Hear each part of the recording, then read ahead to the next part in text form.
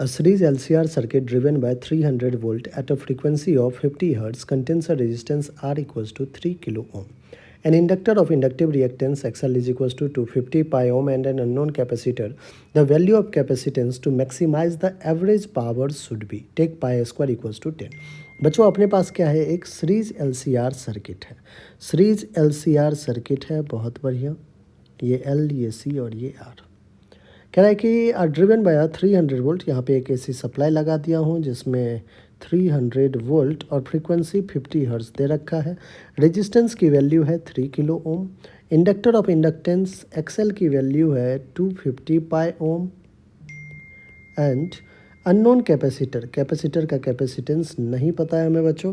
अब देखिए क्या कह रहा है, the value of capacitance to maximize the average power should be. बच्चों अगर अपन बात करें एवरेज पावर की, आइए सबसे पहले अपन बात करते हैं एवरेज पावर. ठीक है, एवरेज पावर का फॉर्मूला आपने पढ़ रखा होगा. P average is VRMS IRMS into cos of phi. अब एवरेज पावर को क्या करना है, मैक्सिमम करना है. पी एवरेज को अगर मैक्सिमम करना है बच्चों तो कॉस फाई को मैक्सिमम करना होगा. ठीक है, इसको क्या करना होगा, मैक्सिमम करना होगा. अब कॉस फाई होता क्या है, ध्यान से देखिएगा. कॉस फाई होता है हमारा R upon Z. Z is impedance. तो अगर मुझे कॉस फाई मैक्सिमम चाहिए तो ये जेड क्या होना चाहिए, Z should be minimum. Z क्या होना चाहिए बच्चों, मिनिमम होना चाहिए. अब सीरीज LCR सर्किट में जेड होता क्या है, तो under root of R square plus XL minus XC का स्क्वायर. तो जेड मिनिमम तब होगा बच्चों जब ये वैल्यू क्या हो जाए, 0 हो जाए. तो जेड क्या आ जाएगा, R के इक्वल आ जाएगा. और R के इक्वल जेड कब होता है, जब सीरीज LCR सर्किट हमारा रेजोनेंस पे हो. ठीक है, तो that means XL should be equals to XC. अब XL की वैल्यू तो दे रखा है. XL कितना है बच्चों, 250 पाई ओम. 250 पाई ओम है, 250 पाई है ना, हाँ. XL है 250 पाई. XC क्या होता है, 1 अपॉन ओमेगा C. और ओमेगा क्या होता है, 2 पाई F फ्रीक्वेंसी इंटू C.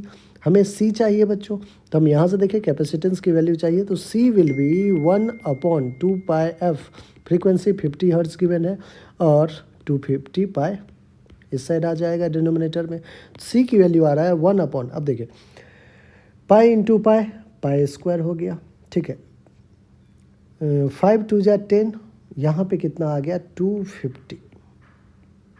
ध्यान से देखिएगा 250 और 50 2 जा कितना होगा 100 होगा. तो 100 भी ले लीजिए.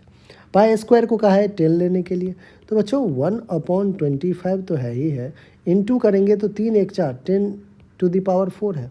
अब देखिए C is equals to 1 upon 24.